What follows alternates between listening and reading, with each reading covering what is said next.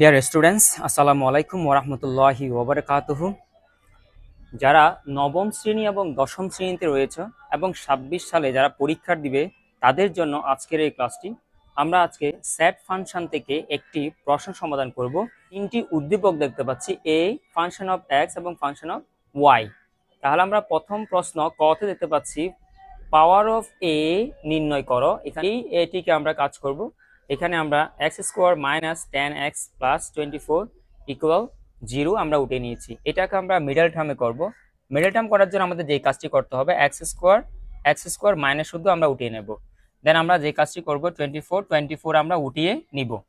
এরপরে আমরা এই 24কে দুটি সংখ্যাতে বিভক্ত করব, অর্থাৎ ভেঙে নেব, এবং সেই দুটি সংখ্যা যোগ এবং বিয়োগ করলে অথবা যোগ করলে অথবা বিয়োগ করলে এই মাঝখানে 10 সংখ্যাটি পেতে হবে। তাহলে আমরা পাচ্ছি 4 6 24, গুণ করলে 24 পাওয়া যায় এবং 6 এবং 4 যোগ করলে 10 পাওয়া যায়। সেই হিসাবে এখানে আমরা বলতে পারি 6 এবং 4ই হবে এখানে।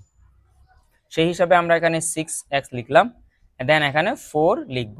আর যেহেতু আমরা প্লাস করে পাচ্ছি, সেজন্য প্রথমটা যে চিহ্ন হবে পরেরটাও আমরা সেই চিহ্ন দেব। সেহেতু প্রথমটা হচ্ছে মাইনাস, পরেরটাও মাইনাস হবে। That's it. আমরা যে কাজটি করব সেটি হলো দুইটি করে কমন নেব, এই দুটি এবং এই দুটির মধ্যে আমরা কমন স্থাপন করব। কমনটার মধ্যে আমরা যদি খেয়াল করি, এখানে x, আমরা একটা x কমন নিলাম। দেন আমরা আনকমন বিষয়টা খেয়াল করার জন্য ব্র্যাকেট দেবো। এখানে একটা x রয়ে গেছে, সেটা আমরা বসিয়ে দেবো। তারপর হচ্ছে মাইনাস চিহ্ন দেবো, এরপরে 6 আমরা এখানে বসিয়ে দেবো, ব্র্যাকেট ক্লোজ করব। এই বিষয়টা আমরা যেটা আনকমন পেয়েছি সেটা আমরা সেকেন্ড বারে এখানে আমরা দেখে দেখে উঠিয়ে নিব। x মাইনাস 6 লিখে নেব। এই 6 এর সাথে 4 যোগ গুণ করলে 24 হয়, সেজন্য আমরা এখানে 4 বসালেই হয়ে যাবে। আর এখানে মাইনাস মাইনাস থাকবে, এন্ড ইকুয়াল 0 0। দেন আমরা দেখতে পাচ্ছি x মাইনাস 6 একটি কমন আছে, x মাইনাস 6 নিলাম। দেন আনকমন হলো x মাইনাস 4, আনকমনটা লিখলাম। এরপরে হচ্ছে 0 ইকুয়াল 0 দিলাম। হয় x, এই ধরনের আমরা দুটি রাশির মান যদি 0 পাই তাহলে লিখতে হয় আমাদের হয় x মাইনাস 6 ইকুয়াল 0 অথবা x মাইনাস 4 ইকুয়াল 0 হয়। দেন আমরা পক্ষান্তর করলে x এদিকে মাইনাস আছে, সমান চিহ্নে ডানে চলে গেলে সে হয়ে যাবে প্লাস।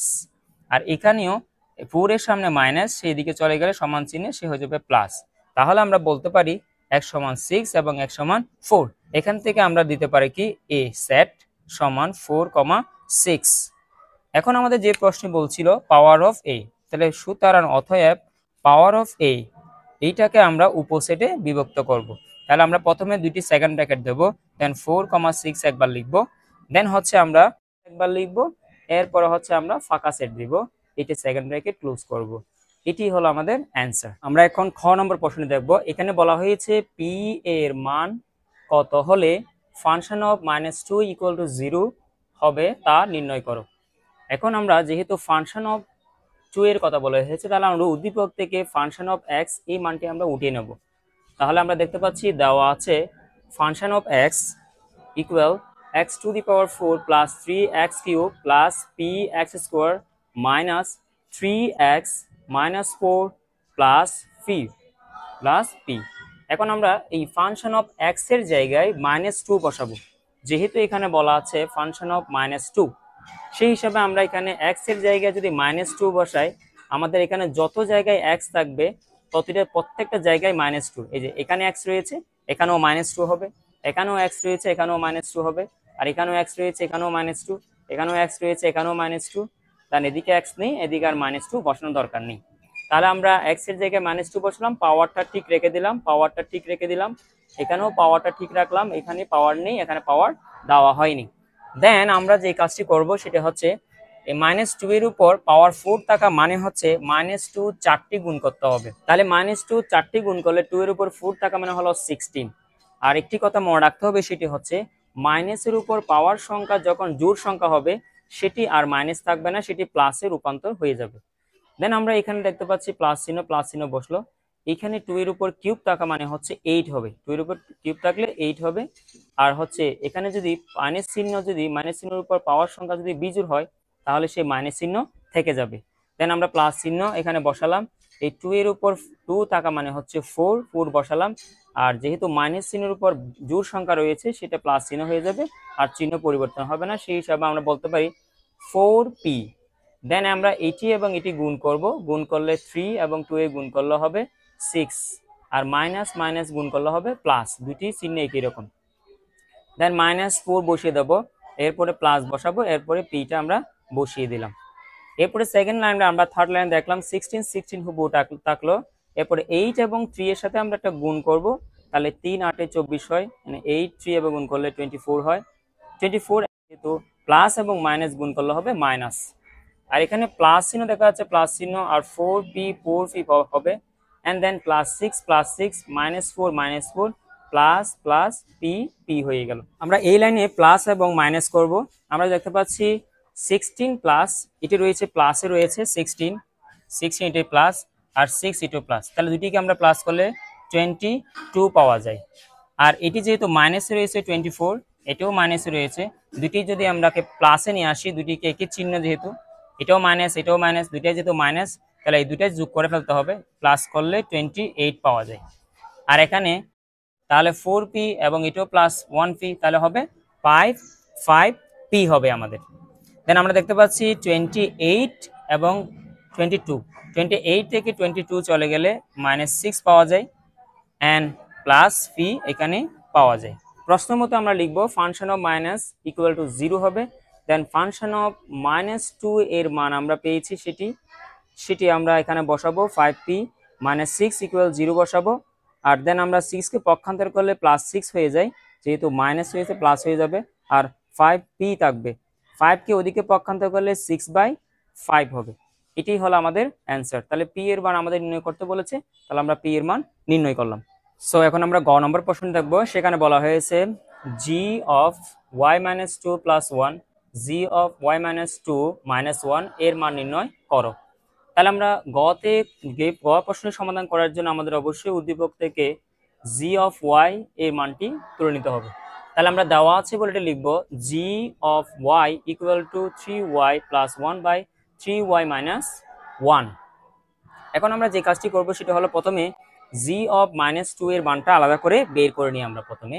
তাহলে g অফ -2, এটা যদি আমরা খেয়াল করি, তাহলে এই y এর জায়গায় y-2 বসেছে, সেই হিসাবে আমরা যেই জায়গায় y রয়েছে y, সেই জায়গায় y এর জায়গায় y-2 বসিয়ে দেব।